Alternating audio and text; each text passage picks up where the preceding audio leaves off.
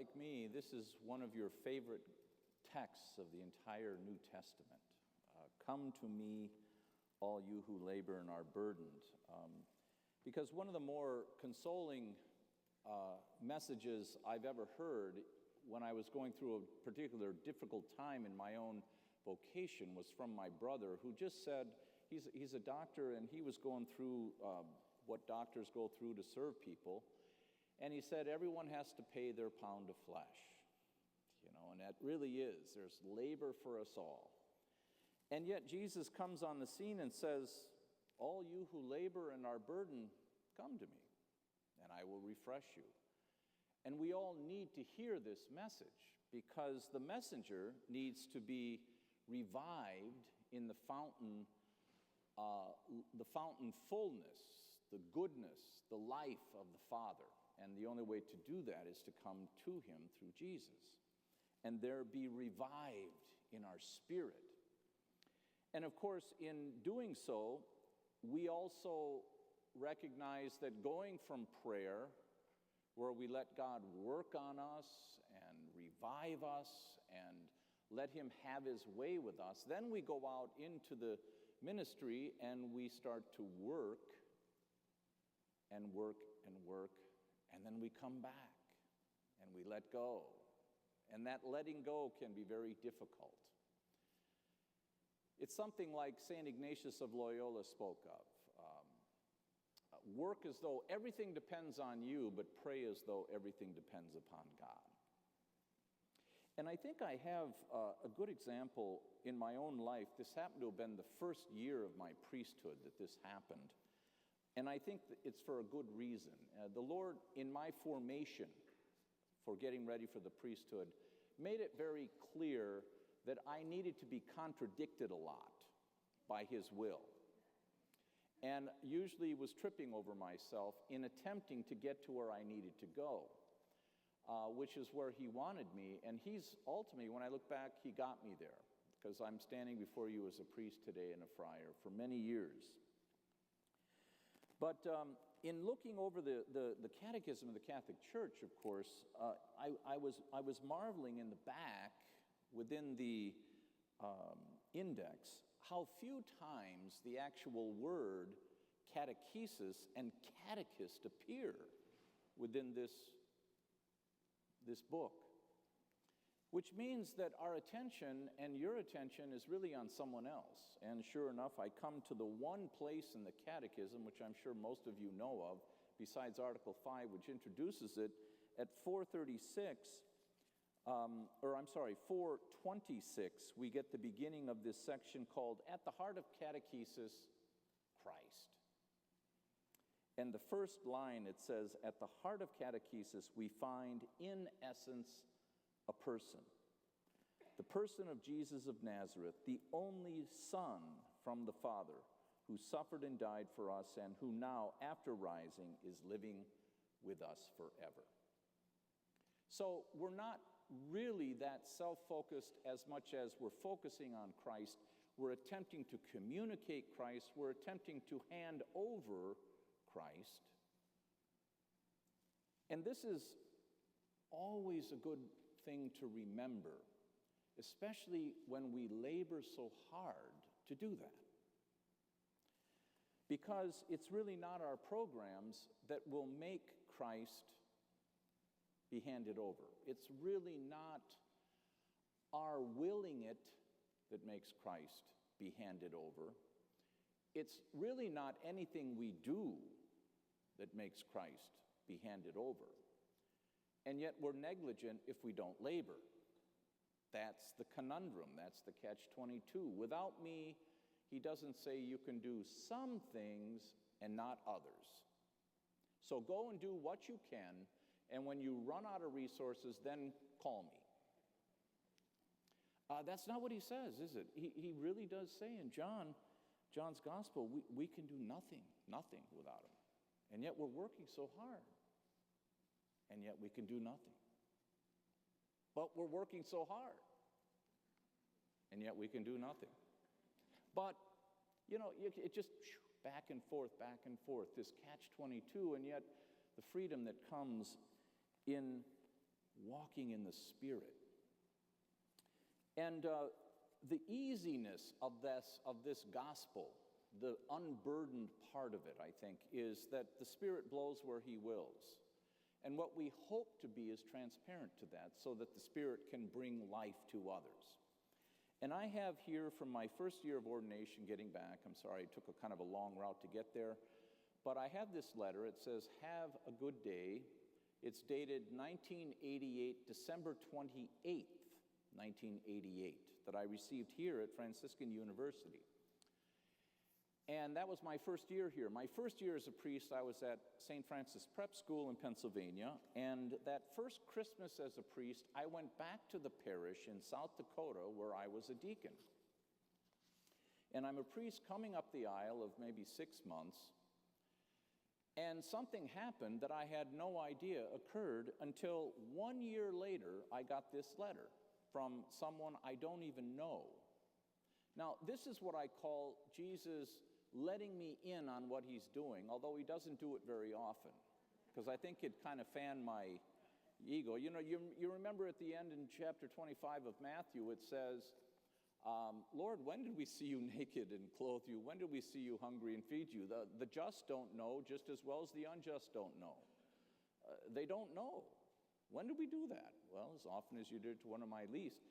I didn't know this happened. But 1 year later, our Lord inspired this young girl, 18 years old, to write this letter. "Dear Father Dan," hi. Great way to start. "I just wanted to tell you what a difference you made in my life about a year ago. I am 18 years old, and I was at the Christmas Mass at Holy Spirit Church last year. That's in Mitchell, South Dakota. I was feeling quite down about Christmas, and I felt that no one cared if I was living or dead. All throughout Mass, I felt like crying. After Mass, as you were coming down the aisle, you gave me a big, warm smile and wished me a Merry Christmas. It was then that I realized that someone cared. Jesus. It brightened up my whole day. I just wanted to finally tell you how grateful I am. I hope that you have a great New Year, Denise." I mean, what strikes me about that is she didn't say, "I knew someone cared, Father Dan." She didn't say that. It was so amazing to me that what she discovered is Jesus. And it was a lasting effect because she wrote me 1 year later after the fact that this had happened. That's what Jesus can do. And I think we need to keep this focus. "Come to me, all you who labor." Yes, we do labor, and we labor hard, and are burdened, and I will give you rest. But you know what's beautiful about that is we also, once we receive that, give that. As He did through me with this 18-year-old, 17-year-old the year before. She received rest that night. She knew that Jesus cared about her. That's the whole catechetical project realized at that one moment of a smile given to someone wishing them Merry Christmas, and I didn't even realize I was doing it. That's what we're talking about. Pray as though everything depended upon Christ. Work as though everything depended upon you. Pray as though everything depended upon Christ. Let Him work on you. Let Him pull away from you, put to death in you, quell in you whatever would keep you from being transparent to Jesus. And I'd like to conclude with one last gesture of the catechetical and I think really tradition, the handing on of the faith that really is vital to this discovery, which is very incarnational. I don't think this could have happened over Facebook. This is not something that happened because I was getting a lot of hits on a blog. if I get 11,000, it really is great. If I get 2,000, it's not as good.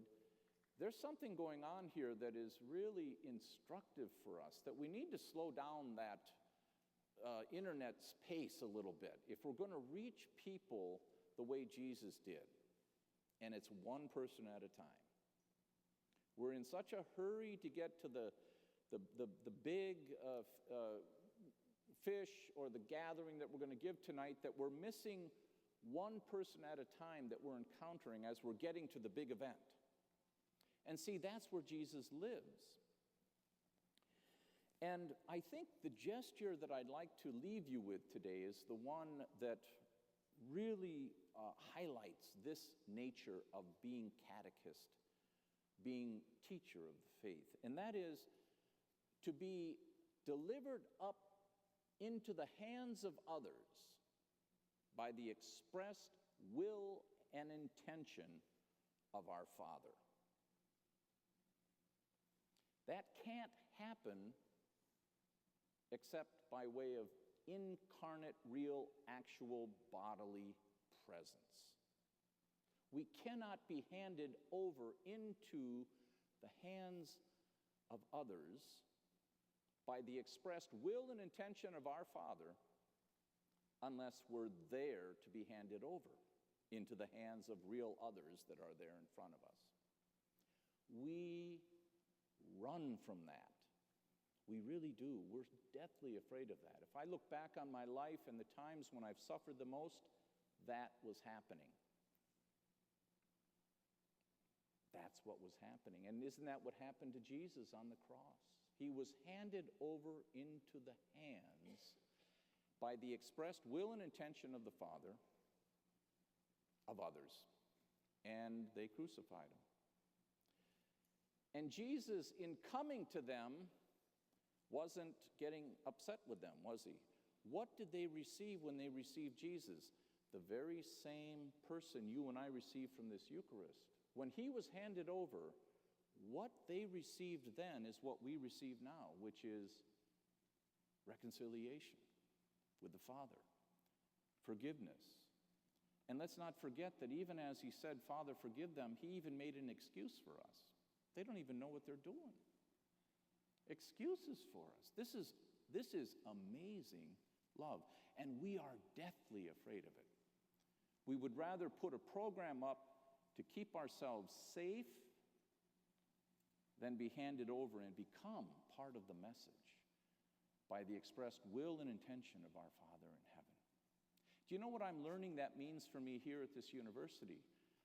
I go into a classroom of fresh high school graduates who are 18 years old. Now, I have a doctorate, I've got a licentiate, I've got 3 MAs, a BA, and I graduated summa cum laude from my college. All of this stuff I have. And I am being handed over into the hands of these 18-year-olds, and guess what? They're my boss.